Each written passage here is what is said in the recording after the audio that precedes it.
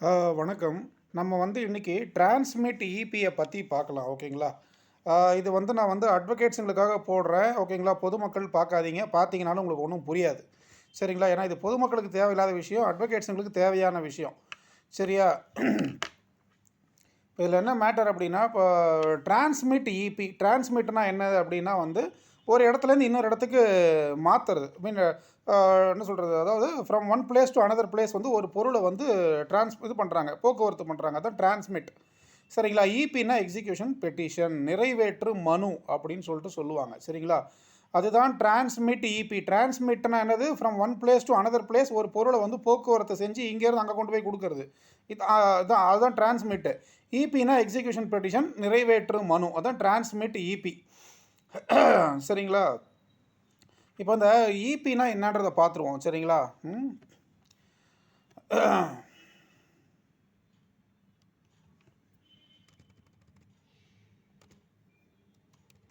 அதாவது இப்போ இப்போ ஃபார் எக்ஸாம்பிள் இப்போ இபின்னா என்ன அப்படின்னா, எக்ஸிகியூஷன் பெட்டிஷன்னு சொல்றோம் இல்லையா? உங்களுக்கு விளங்குற மாரி சொல்றேன் பாருங்க. அதாவது என்னன்னா, ஆ இத சீனியர்ஸ் யாரும் இத பார்க்க வேண்டிய அவசியம் கிடையாது. பார்க்க வேண்டாம். சரிங்களா? என்ன சொல்றது? ஏன்னா நான் எனக்கு பின்னாடி வர்ற வழக்கறிஞர்களுக்காக நான் இத போடுறேன். சரிங்களா? வேலைய அந்த வழக்கறிஞர்கள் கத்துக்கணும் அப்படின்றதுக்காக நான் இத போடுறேன். ஓகேவா? ஜூனியர்ஸுங்களுக்காக இத போடுறேன். ரொம்ப சின்ன விஷயம் இது. இது வந்து மிகப்பெரிய வேலைலாம் கிடையாது. ஒரு சாதாரண அல்ப விஷயம். ஆ சப்ப மேட்ரு இது. கரெக்ட்டுங்களா? ரொம்ப சின்ன விஷயம். ரொம்ப ரொம்ப ஓகே. ரொம்ப பெரிய இந்த நுணுக்கமான வேலையெல்லாம் கிடையாது. சாதாரண வேலை. அதத்தான் இப்ப எக்ஸ்ப்ளைன் பண்ணிட்டு இருக்கேன். ஓகேங்களா? ஏன்னா அது கூட தெரியாம வந்து ஜூனியர்ஸ் இருக்கக்கூடாது. சரிங்களா? இப்ப என்னன்னா, ஆ இப்ப வந்து எனக்கு வந்து ஒருத்தர் வந்து ரூ. 1,00,000 தரணும். ஃபார் எக்ஸாம்பிள் இப்ப நான் சொல்றேன். நான் வந்து ஒருத்தருக்கு ரூ. 1,00,000 கடன் குடுக்குறேன். அவர் வந்து எனக்கு வட்டியும் தரல, அசலும் தரல. ஸோ அவரு வந்து என்ன ஏமாத்திட்டாரு வையுங்களேன். நான் வந்து கோர்ட்ல வந்து சிவில் சூட் போடுறேன். ரெக்கவரி ஆஃப் மனி போடுறேன். சிவில் சூட் போடுறேன். அவர் மேல போடுறேன். அவர் வந்து கோர்ட்டுக்கு வரமாட்டேங்கிறாரு. எக்ஸ் பார்ட்டி ஆகுது. இல்ல கோர்ட்டுக்கு வர்றாரு. கோர்ட்டுக்கு வந்து வழக்கு நடத்துறாரு. அதுக்கப்புறம் ஜட்ஜ்மெண்ட் வருது. ஜட்ஜ்மெண்ட்ல வந்து இவருக்கு வந்து இவங்க ரூ. 1,00,000 தரணும். அதுக்கப்புறம் வந்து இவ்வளோ ரூபாய் இன்ட்ரெஸ்ட் தரணும் அப்படின்னு சொல்லிட்டு கோர்ட் ஆர்டர் போடும். ஜட்ஜ்மெண்ட்ட குடுத்துரும். ஜட்ஜ்மெண்ட் குடுத்ததுக்கு அப்புறம், அந்த ஜட்ஜ்மெண்ட் வெறுமனே அப்படியே பேப்பர்லயே தான் இருக்கும். அத வந்து நம்ம நிறைவேற்றணும். எக்ஸிக்யூஷன் பண்ணணும். ஓகேங்களா? வெறும் ஜட்ஜ்மெண்ட்ட குடுத்தா மட்டும் பத்தாது. நீங்க என்ன கேஸ் போடுறீங்களோ, அந்த கோர்ட்ல அந்த கேஸ் வரும். கேஸ வந்து ஜட்ஜ் நடத்தி முடிச்சுருவாரு. முடிச்சுட்டு இந்த கேஸுக்கு இந்த தீர்ப்புன்னு எழுதி முடிச்சுட்டு போயிட்டே இருப்பாரு அடுத்த கேஸுக்கு. ஸோ, இப்ப அவங்க குடுத்த தீர்ப்பை வந்து நிறைவேற்றணும். அதுதான் வந்து எக்ஸிக்யூஷன் பெட்டிஷன்றது வேற ஒண்ணும் கிடையாது. இது போல வந்து நீங்க ரூ. 1,00,000 எனக்கு அந்த அந்த பார்ட்டி வந்து எனக்கு ரூ. 1,00,000 தரணும். கேஸ போட்டேன். கேஸ் போட்ட உடனே அவன் வந்து வழக்கு நடத்துனான். வழக்கு நடத்துனானோ, இல்ல எக்ஸ் பார்ட்டி ஆகுறானோ, ஓகேங்களா? அவன் எக்ஸ் பார்ட்டி ஆனானா கேஸ் சீக்கிரம் முடிஞ்சிரும். கேஸ் நடத்தி நமக்கு நமக்கு ஃபேவரா ஜட்ஜ்மெண்ட் வரும்பொழுது, நம்ம வந்து என்ன பண்ணுவோம்? எக்ஸிக்யூஷன் பெட்டிஷன் போடுவோம். இப்போ ஃபார் எக்ஸாம்பிள் எனக்கு வந்து ரூ. 1,00,000 தர வேண்டியவரு வட்டியோட சேர்த்து எனக்கு ரூ. 2,00,000 தரணுங்க. ஓகேவா? இப்போ வந்து அவர் வந்து அத எப்படி தருவாரு? அவர் தராம இருக்கிறதுக்கு தான் வந்து வழி பார்க்குறாரு. ஆனா நான் என்ன பண்றேன் அப்படின்னா, அவருடைய சொத்து வந்து மாட்டிக்குது. என் கையில மாட்டிக்குது. எப்படி மாட்டிக்குது பாருங்க. அதாவது வந்து பார்த்தீங்கன்னா, அவர் வந்து இந்த திருவேற்காடு தாண்டி அந்த அயனம்பாக்கம் அந்த மாரி ஏரியால கொஞ்சம் கிராமத்தில எங்கேயோ வந்து ஒரு லேண்ட் வச்சிருக்கிறாருன்னு எனக்கு தெரிய வருது. உடனே நான் என்ன பண்றேன் அப்படின்னா, அந்த லேண்ட வந்து எங்க வச்சிருக்கிறாரோ, நான் அந்த சப் ரெஜிஸ்ட்ரார் ஆஃபீஸ்ல போயிட்டு என்ன பண்றேன், அந்த காப்பி ஆஃப் த டாக்குமெண்ட்ட நான் வாங்குறேன். சர்டிஃபைடு காப்பிய வாங்குறேன். வாங்கும்பொழுது அவரு பேர்ல தான் அந்த நிலம் இருக்கு அப்படின்னு ஊர்ஜிதம் ஆயிடுது. சரிங்களா? ஸோ, இப்ப நான் என்ன பண்றேன், எனக்கு நீ ரூ. 1,00,000 தரணும். வட்டியெல்லாம் சேர்த்து எல்லா சார்ஜஸ்லாம் சேர்த்து நீ எனக்கு ரூ. 2,00,000 தரணும். ஆனா, நீ தராம தான் இருக்கிற. தரப்போறது கிடையாது. நான் உன்கிட்ட இருந்து எப்படியாச்சும் ரெக்கவர் பண்ணி ஆகணும். ஸோ, அப்ப நான் என்ன பண்றேன் அப்படின்னா வந்து, அவரு ஊர் கடைசியில எங்கேயோ கிராமத்திலயோ எங்கேயோ அ நான் வச்சிருந்தாரு வைங்களேன், சொத்து வச்சிருப்பாரு. வெறும் வேக்கன்ட் லேண்ட் வச்சிருப்பாரு. ஒரு பண்ணை ஏதோ வச்சிருப்பாரு. சொத்துன்னு ஒண்ணு இருக்குது. அந்த சொத்து அவர்கிட்ட இருக்குதுன்னு நான் கண்டுபிடிச்சிடுறேன். கண்டுபிடிச்ச உடனே நான் அந்த சப் ரெஜிஸ்ட்ரார் ஆஃபீஸ்ல போய் என்ன பண்றேன், சர்டிஃபைடு காப்பியும் போட்டு அந்த சொத்தினுடைய டாக்குமெண்ட்ட எடுத்து பார்க்கும்பொழுது, அந்த சொத்து இவர் பேர்ல தான் பதிவாயிருக்குது. அப்படின்னும்போது நான் என்ன பண்றேன், கோர்ட்ல போய் எக்ஸிக்யூஷன் பெட்டிஷன் போடுறேன். இது போல வந்து இவர் எனக்கு காசு தரணும். நான் கோர்ட்ல கேஸ போட்டேன். நீங்க கேஸ நடத்தி முடிச்சுட்டீங்க. இப்ப வந்து நான் இவர்கிட்ட இவர் வந்து ஒரு சொத்து வச்சிருக்கிறாருன்னு நான் கண்டு அறிஞ்சேன். இவர் வந்து ஒரு சொத்து வச்சிருக்கிறாரு. அந்த சொத்தோட வேல்யூ வந்து பார்த்தீங்கன்னா, ரூ. 2,00,000 வருது. இல்ல 3,00,000 வருது, 50,00,000 வருது, 1,00,00,000 வருது. ஏதோ வந்துட்டு போகுது. சரிங்களா? ஸோ, அவரு பேர்ல சொத்து இருக்குதுன்றத நான் கண்டுபிடிச்சுட்டேன். ஸோ, இப்ப இந்த சொத்த வந்து நான் அட்டாச் பண்ணணும். இந்த சொத்த வந்து நான் அட்டாச் பண்ணிக்கணும். நான் எனதாக்கிக்கணும். இல்ல இந்த சொத்த நான் வித்துக்கணும். வித்து இந்த attach the property and for the sale of ப்ராப்பர்ட்டின்னு சொல்லிட்டு நம்ம எக்ஸிக்யூஷன் பெட்டிஷன் போடுவோம். இதுதான் மேட்டர் தான் எக்ஸிக்யூஷன் பெட்டிஷன். கரெக்டுங்களா? இது வந்து ஒரு சின்ன விஷயம், ரொம்ப ஓகே, ரொம்ப சாதாரண விஷயம். இது கூட தெரியாமல் பல அட்வொகேட்ஸுங்க ஜூனியர்ஸ் இருக்கிறாங்க அப்படின்னா இந்த இந்த வீடியோ மூலமாக நீங்கள் பார்த்து கற்றுக்கங்க, தெரிஞ்சுக்கங்க. சரிங்களா? இவ்வளோ தான் விஷயம்.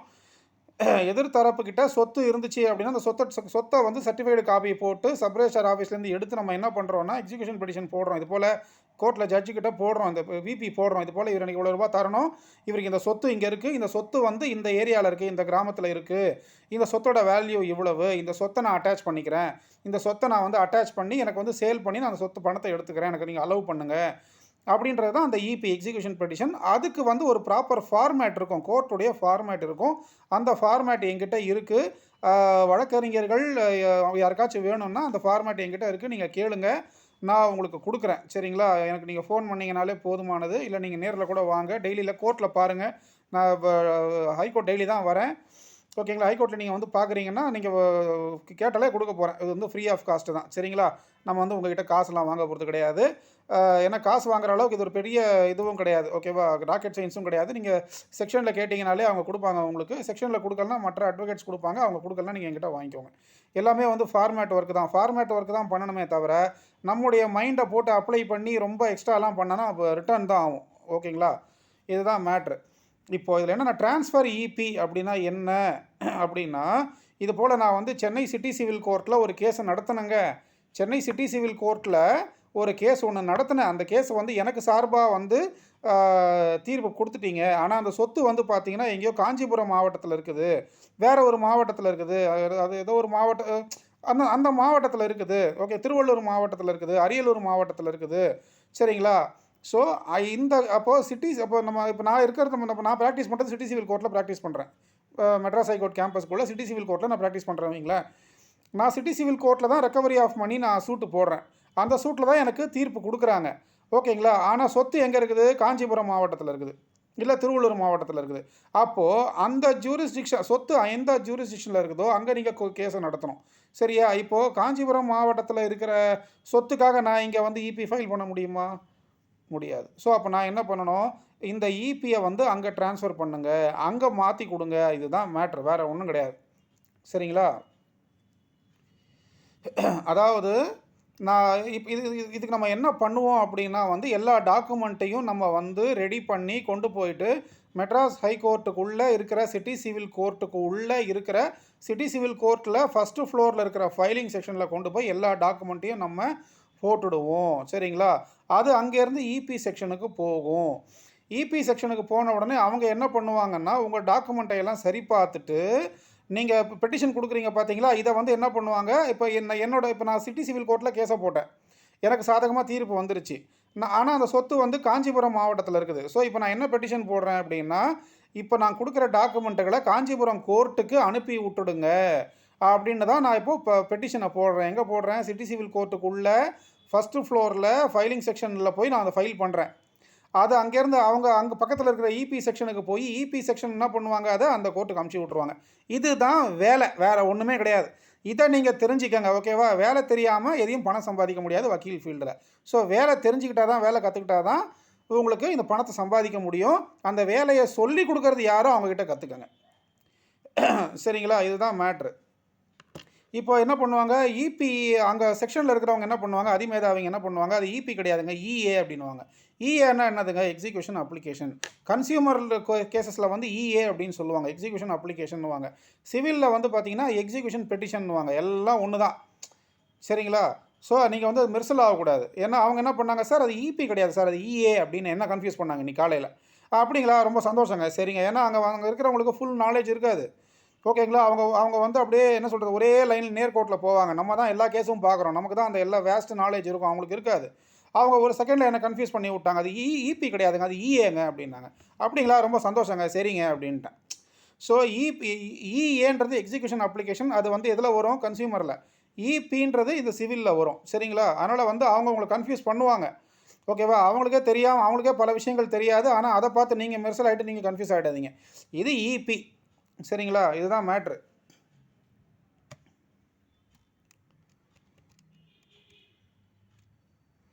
இப்போது இதுக்கு என்னென்ன போடணும் அப்படிங்கிறத நான் சொல்லிடுறேன். சரிங்களா? அதாவது இபி நீங்கள் ரெடி பண்ணணும்னா, இபிக்கு அதுக்குண்டான ஃபார்மேட் இருக்குது. அந்த ஃபார்மேட்டில் தான் நீங்கள் ரெடி பண்ணணும். அந்த ஃபார்மேட்டை மீறி கோர்ட்டுடைய ஃபார்மேட் இருக்குது. அந்த ஃபார்மேட்டை மீறி வேறு ஃபார்மேட்டில் கொடுத்தீங்கன்னா கோர்ட் எடுத்துக்காது, ரிட்டர்ன் பண்ணி விட்ருவாங்க. சரிங்களா? அப்போ இந்த இபி மெயின் பெட்டிஷன் ரெடி பண்ணுறீங்க பார்த்தீங்களா, அதில் வந்து ₹20 கோர்ட்டு ஃபீஸ் ஸ்டாம்பை இபி பெட்டிஷனுக்கு ரைட் ஹேண்ட் சைடில் தலை மேலே ஒட்டுங்க. இல்லை இந்த இபி பெட்டிஷன் ஃபஸ்ட்டு பேஜ் நீங்கள் ரெடி பண்ணுறீங்க பார்த்தீங்களா, மெயின் பெட்டிஷன். அந்த மெயின் பெட்டிஷனில் ஃபஸ்ட்டு பேஜில் நீங்கள் எங்கே வேணால் ஒட்டிக்கங்க. உங்களுக்கு எங்கே இடம் இருக்குதோ அங்கே ஒட்டுங்க. ₹20 ஒட்டணும். ₹20 ஒட்டாமல் கொடுத்தீங்கன்னா வந்து கழுவி ஊற்றுவாங்க, வேறு ஒன்றும் கிடையாது. இது கூட தெரியாதா உனக்குன்றுவாங்க. ஏன்னா நிஜமாவே நம்மளுக்கு தெரியாது தான். சட்டம்ன்றது ஒரு மிகப்பெரிய கடல், கரெக்டுங்களா? அதில் நம்ம ஏகப்பட்ட கேசஸ் பார்க்குறோம், பலவிதமான கேசஸ் பார்க்குறோம். எதுக்கு என்ன ப்ரொசீஜர்னு கற்றுக்கிறதுக்கே 10 வருஷம் ஆகுது. அப்படி 10 வருஷம் ஆகக்கூடாது, நீங்கள் சீக்கிரம் கற்றுக்கணுன்றதுக்காக தான் நான் இந்த வீடியோவை போடுறேன்.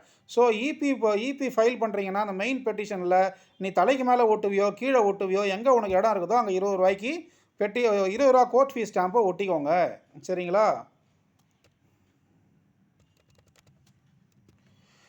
இபி வந்து ஒரே ஒரு காப்பி கொடுத்தா போதும், 3 காப்பி கொடுக்க வேண்டிய அவசியம் கிடையாது. இபி பெட்டிஷன் ரெடி பண்ணுறீங்கன்னா அதுக்கு ஒரே ஒரு காப்பி கொடுங்க, 3 காப்பி வைக்க வேண்டிய அவசியம் கிடையாது. அதுக்கப்புறம் என்ன பண்ணணும் அப்படின்னா, டிரான்ஸ்மிட் அஃபிடவிட் ஒன்று வைக்கணும். டிரான்ஸ்மிட் அஃபிடவிட்டும் அதே ஃபார்மேட்டு தான், ஃபார்மேட் ஒர்க்கு. டிரான்ஸ்மிட் அஃபிடவிட் உங்களுக்கு ஃபார்மேட் வேணுன்னா என்கிட்ட கேளுங்க, நான் உங்களுக்கு அதை கொடுக்குறேன் இலவசமாக, வழக்கறிஞர்களுக்கு மட்டும். அந்த டிரான்ஸ்மிட் அஃபிடவிட் எவ்வளோ காப்பி வைக்கணும்? ஒரே ஒரு காப்பி வச்சா போதும், 3-4 காப்பி வைக்க வேண்டிய அவசியம் இல்லை. சரிங்களா? அதுக்கப்புறம் இப்போ நீங்கள் இபி போடணும்னு சொல்கிறீங்க. இபி போடணும்னு சொன்னால் எக்ஸிக்யூஷன் பெட்டிஷன் போடுறீங்க. அது வந்து எங்கே காஞ்சிபுரம் கோர்ட்லேயோ அரியலூர் கோர்ட்லேயோ ஏதோ ஒரு கோர்ட்டில் போடுறீங்க. அதுக்கு இப்போ ஒரு கேஸ் நடத்தி உங்களுக்கு ஜட்ஜ்மெண்ட் வந்துச்சு பார்த்தீங்களா, ஜட்ஜ்மெண்ட் அண்ட் டிக்ரீட்டல் ஆர்டர். அதை வந்து நீங்கள் சிஏ காப்பியிஸ்ட் செக்ஷனில் போய் சிஏ போட்டு வாங்குவீங்க. அதை ஃபஸ்ட்டு அப்ளை பண்ணும்போதே 2-3 காப்பி எக்ஸ்ட்ரா வாங்கிக்கணும் நீங்கள். புரியுதுங்களா? ஒன்று வந்து அந்த ஜட்ஜ்மெண்ட் காப்பியை பார்ட்டிக்கு கொடுக்கணும். ஒன்று எப்போவுமே நம்ம கேஸ் பண்டிலில் இருக்கணும்.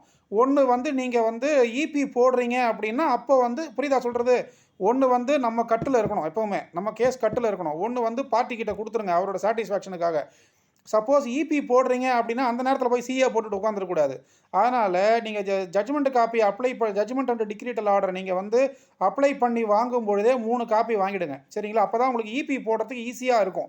அந்த நேரத்தில் போய் தடவிட்டு உட்காரக்கூடாது, கரெக்டுங்களா? அப்புறம் சீனியர்கிட்ட திட்டு வாங்குவீங்க. சரிங்களா? இந்த இபி டிரான்ஸ்மிட் இபி போடும் பொழுது நீங்கள் அந்த டிகிரி காப்பி வைப்பீங்க பார்த்தீங்களா, அந்த டிகிரி காப்பியை வந்து ஜெராக்ஸ் எடுத்து வைக்கக்கூடாது. சர்டிஃபைடு காப்பியிஸ்ட் செக்ஷனில் இருந்து சர்டிஃபைடு காப்பியை நீங்கள் அப்ளை பண்ணி வாங்குறீங்க பார்த்தீங்களா, அந்த சர்டிஃபைடு காப்பியை தான் நீங்கள் அந்த டிரான்ஸ்மிட் இபியோட வைக்கணும். வைக்கும் பொழுது அதில் ₹5 கோர்ட் ஃபீஸ் ஸ்டாம்ப்பு ஒட்டணும். அந்த சர்டிஃபைடு காப்பி ஒன்று வச்சா போதுமானது. சரிங்களா? சர்டிஃபைடு காப்பியோட ஜெராக்ஸை வந்து கோர்ட்டில் சப்மிட் பண்ணிங்கன்னா எடுத்துக்க மாட்டாங்க செக்ஷனில். ரிட்டர்ன் பண்ணி உங்கள்கிட்டே ரிட்டர்ன் கொடுத்துருவாங்க. சர்டிஃபைடு காப்பி தான் வைக்கணும்னு சொல்கிறேன், அப்புறம் எதுக்கு நீங்கள் ஜெராக்ஸ் காப்பி வைக்கிறீங்க, நாங்கள் எடுக்க முடியாதுன்னு சொல்லிட்டு ரிட்டர்ன் போட்டு விட்ருவாங்க. சரிங்களா? ஸோ சர்டிஃபைடு காப்பின்றது அந்த டிக்ரீட்டல் ஆர்டரு, அந்த டிகிரி காப்பி வந்து பார்த்தீங்கன்னா சர்டிஃபைடு காப்பி தான் வைக்கணும். ஒரு காப்பி வச்சா போதும், ₹5 அதுக்கு ஸ்டாம்பு ஒட்டணும். ஸ்டாம்பு ஒட்டாமல் கொடுத்தீங்கன்னா ரிட்டர்ன் தான் ஆகும்.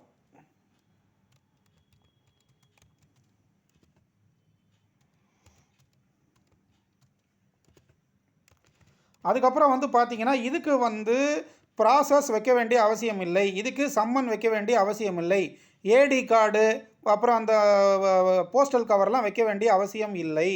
சரி, அதுக்கப்புறம் வந்து பார்த்தீங்கன்னா இப்போ வந்து சொத்து டாக்குமெண்ட் வந்து பார்த்தீங்கன்னா உங்களுக்கு கிடச்சிடுச்சு இல்லையா? சொத்து டாக்குமெண்ட் யார் பேர் காட்டுது? உங்களுக்கு எவன் பணம் தரணுமோ அவனுடைய பேர் தான் சொத்து டாக்குமெண்ட்டில் சேல் டீட்டில் இருக்கும். அந்த கிரயப்பத்திரத்துலையோ செட்டில்மெண்ட்லையோ அந்த டாக்குமெண்ட்டை உங்களுக்கு நீங்கள் காப்பி ஆஃப் த டாக்குமெண்ட் போட்டு வாங்குறீங்க பார்த்தீங்களா, அதில் அவன் பேர் இருக்கும். சரிங்களா? இப்போ இதுக்கு வந்து இசி வைக்கணுமா, என்கம்பரன்ஸ் சர்டிஃபிகேட் வைக்கணுமானா வைக்க வேண்டிய அவசியம் இல்லை. சரிங்களா? அதுக்கப்புறம் சார் அந்த சொத்து பத்திரம் வந்து நம்ம காப்பி ஆஃப் த டாக்குமெண்ட் போட்டு வாங்கணும் இல்லையா, சர்டிஃபைடு காப்பியை சப் ரெஜிஸ்ட்ரார் ஆஃபீஸ்லேருந்து வாங்கணும் இல்லையா, அந்த ப்ராப்பர்ட்டி டாக்குமெண்ட்டை ஒரு ஜெராக்ஸ் வைக்கணுமா சார் அப்படின்னா வைக்க வேண்டிய அவசியம் இல்லை. சரிங்களா? நீங்கள் போடுறது டிரான்ஸ்மிட் இபி, இதுக்கு இசி தேவை கிடையாது. இதுக்கு ப்ராப்பர்ட்டி டாக்குமெண்ட் ஜெராக்ஸ் வைக்கணுன்ற அவசியம் கிடையாது. வியூ இசியும் வைக்க தேவையில்லை, பார்கோட் இசியும் வைக்க தேவையில்லை. சரிங்களா? இப்போ அந்த மாதிரி நீங்கள் இந்த வியூ இசி, அந்த பார்கோட் இசி, சொத்தோட ஜெராக்ஸ் காப்பிலாம் கொண்டு போய் அங்கே கொடுத்தீங்க வைங்களேன், கொடுத்தீங்கன்னா, சார் இதெல்லாம் ஏன் சார் குடுக்குறீங்க? இதெல்லாம் தேவையே இல்லையே சார். இந்த கோர்ட்லேருந்து அந்த கோர்ட்டுக்கு நாங்க ட்ரான்ஸ்மிட் பண்ண போறோம். இதுக்கு எதுக்கு இந்த டாக்குமெண்ட்லாம் குடுக்குறீங்க? இந்த டாக்குமெண்ட்லாம் குடுக்க வேண்டிய அவசியமே கிடையாது. இதெல்லாம் நாங்க வாங்க மாட்டோம். இதெல்லாம் தேவையில்லாத டாக்குமெண்ட்டு. இதையெல்லாம் நீங்க வந்து அந்த திருவள்ளூர் கோர்ட்டுக்கு போறீங்க இல்லையா? ட்ரான்ஸ்மிட் பண்றோம் பார்த்தீங்களா? Tiruvallur court, Kanchipuram court, Sriperumbudur court. அந்த கோர்ட்ல போனது அந்த கோர்ட்ல போய் இந்த இந்த டாக்குமெண்ட்ட நாங்க கோர்ட்ல ஹேண்ட் ஓவர் பண்ணிடுவோம். அங்க போய் இந்த டாக்குமெண்ட்லாம் குடுங்க. இங்க குடுக்காதீங்க. இங்க குடுத்தீங்கன்னா நாங்க எடுக்க மாட்டோம். இதெல்லாம் எங்களுக்கு தேவையில்லன்னு சொல்லுவாங்க. ஸோ, அதனால இதெல்லாம் நீங்க வைக்க வேண்டிய அவசியமே இல்ல. சரிங்களா? அப்புறம் ஹேண்ட் ஓவர் பெட்டிஷன்னு ஒண்ணு சொல்லுவாங்க. ஹேண்ட் ஓவர் பெட்டிஷன்னா என்ன தெரியுமா அர்த்தம்? இந்த இபிஎல் இதுக்கு அதுக்கு நிறைய ப்ராசஸ்லாம் உள்ளுக்குள்ள இருக்கு. கோர்ட்ல நிறைய ப்ராசஸ் இருக்கும். ஜட்ஜு கிட்டலாம் அவங்க கையெழுத்து வாங்கணும். அப்படிலாம் கையெழுத்து வாங்கி என்ன பண்ணுவாங்கன்னா, ஹேண்ட் ஓவர் பெட்டிஷன் அப்படின்னு சொல்லிட்டு ஒண்ணு சொல்லுவாங்க. ஹேண்ட் ஓவர் பெட்டிஷன்னா இத வந்து இந்த இந்த கோர்ட்லேருந்து அந்த கோர்ட்டுக்கு நீங்க அனுப்பாதீங்க. இத நீங்க என் கையிலேயே குடுத்துருங்க. இன் ஹேண்ட் என் கையிலேயே குடுத்துருங்க. அத நானே கொண்டு போய் அந்த கோர்ட்ல குடுத்துக்கிறேன் அப்படின்னு சொல்லிட்டு அதுக்கு பேர் தான் ஹேண்ட் ஓவர் பெட்டிஷன். அந்த ஹேண்ட் ஓவர் பெட்டிஷன் ஃபார்மேட் என்கிட்ட இல்ல. அதனால நீங்க அத என்கிட்ட கேட்காதீங்க. கேட்டீங்கனாலும் என்கிட்ட கிடையாது. சரிங்களா? அது வேற யார்ட்ட கேட்டு வாங்கிக்கங்க. ஏன்னா நான் வந்து என்ன பண்ணுவேன்னா, நான் எதுக்கு அந்த வேலைய பார்க்கணும்? நான் கோர்ட்டுக்கு அனுப்பிச்சு விட்டுருவேன். இந்த கோர்ட்லேருந்து அந்த கோர்ட்டுக்கு போட்டோம். ஒரு 10 நாள் ஆகும். ஆனா போட்டோம். ஓகேங்களா? ஸோ ஹேண்ட் ஓவர் பெட்டிஷன் நீங்க போடணும். அதாவது உங்களுக்கு ஹேண்ட் ஓவர்னா உங்க கையில அத நீங்க வாங்கிக்கணும்னா ஹேண்ட் ஓவர் பெட்டிஷன் நீங்க போடணும். சரிங்களா? இல்லன்னா அந்த ஹேண்ட் ஓவர் பெட்டிஷன் உங்களுக்கு தேவையில்ல. சரிங்களா? அதுக்கப்புறம் அப்புறம் வந்து இப்ப அந்த கேஸ்ல வந்து பார்த்தீங்கன்னா, இப்ப அந்த கேஸ்ல ஏற்கனவே நடந்த கேஸ்ல நான் தான் கவுன்சில் ஆன் ரெக்கார்டு. ஸோ, அப்ப நான் வந்து இந்த இபிக்கு நான் வக்காலத்து போட வேண்டிய அவசியம் இல்லை.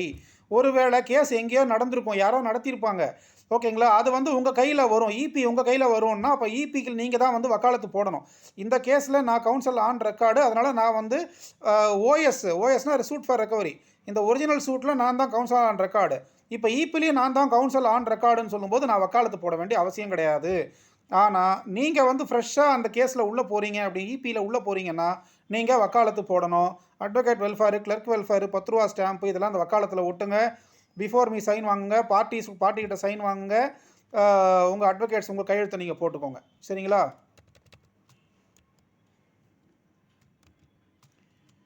அதுக்கப்புறம் எல்லாத்துக்கும் டாக்கெட் வைக்கணும். டாக்கெட் வைங்க. இபி ஃபார்மேட் இருக்கு பார்த்தீங்களா? அதுக்கு முன்னாடி டாக்கெட் வைக்கணும். டிரான்ஸ்மிட் அஃபிடவிட் அதுக்கு டாக்கெட் வைக்கணும். இந்த டிரான்ஸ்மிட் அஃபிடவிட்ட பொறுத்தவரைக்கும் பெட்டிஷன் தேவையில்ல. வெறும் டிரான்ஸ்மிட் அஃபிடவிட்னு வச்சா போதுமானது. சரியா? பெட்டிஷன் எப்பவுமே வந்து சிவில்ல வந்து பார்த்தீங்கன்னா, அஃபிடவிட் ப்ளஸ் பெட்டிஷன் தான். இதுக்கு நீங்க வெறும் அஃபிடவிட் மட்டும் வச்சா போதும். சரிங்களா? இதுல வந்து என்ன பண்ணணும்னா, அந்த பார்ட்டி யார் உங்களுக்கு கேஸ் குடுத்தாங்களோ, அவங்க கிட்ட நீங்க சீலு, சைன்லாம் வாங்கிக்கணும். இப்போ உங்ககிட்ட கேஸ் குடுத்தவங்க கம்பெனியா இருந்தாங்கன்னா, அவங்க கிட்ட நீங்க என்ன பண்ணுங்க, கம்பெனியுடைய அந்த ஃபார் சீல், ரவுண்ட் சீல்லாம் போட்டு அவங்க கிட்ட கையெழுத்தெல்லாம் வாங்கிக்கங்க. சரிங்களா?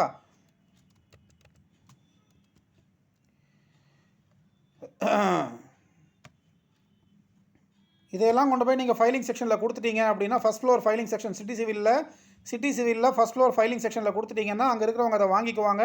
சார் நீங்க நாளைக்கு வந்து எஸ்ஆர் நம்பர் வாங்கிக்கோங்க சார். நாளைக்கு வந்து எஸ்ஆர் நம்பர் பார்த்துக்கோங்க சார். இன்னைக்கு பிஸியா இருக்கிறோம் அப்படின்னு சொல்லுவாங்க. அங்க பிஸியா தான் இருப்பாங்க. நீங்க நாளைக்கு காலைல வந்து அங்க பின்னாடி அங்க ஒரு அம்மா இருப்பாங்க. அந்த அம்மாட்ட வந்து நீங்க என்ன பண்ணணும், நோட்ல பார்த்து எஸ்ஆர் நம்பர் நீங்க எழுதிக்கணும். இத வந்து முறைப்படி நீங்க தெச்சு குடுக்கணும். ஸ்டாப்லர் அடிக்காதீங்க. தெச்சு குடுங்க. கையில தெச்சு குடுங்க. சரிங்களா? இதுதான் மேட்டர். இதுதான் டிரான்ஸ்மிட் இபி வேற ஒன்றும் இல்லை. இந்த சிட்டி சிவில் கோர்ட்டில் என் கேஸ் நடந்துச்சு.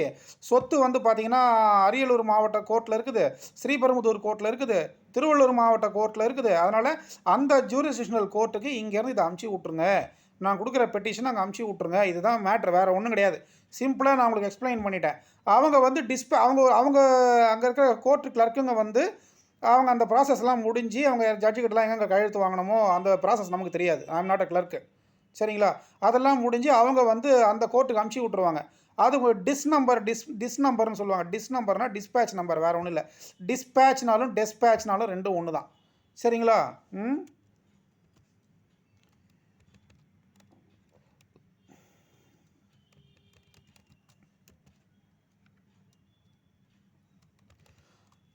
அதுக்கப்புறம் அது வந்து அப்ராப்ரியேட் கோர்ட்டுக்கு அது போயிடுங்க. இவ்வளோதாங்க மேட்ரு. சரிங்களா? இவ்வளோதான் மேட்ரு. சரி, ஓகே, அடுத்த வீடியோவில் பார்க்கலாம். நான் சொன்னது உங்களுக்கு புரிஞ்சிருக்கும்னு நினைக்கிறேன். சரிங்களா? வேறு எதனா டவுட்னா நீங்கள் எனக்கு ஃபோன் பண்ணி கேளுங்க, நான் சொல்லுவேன். ஓகேங்களா? Okay, thank you. அடுத்த வீடியோவில் பார்க்கலாம்.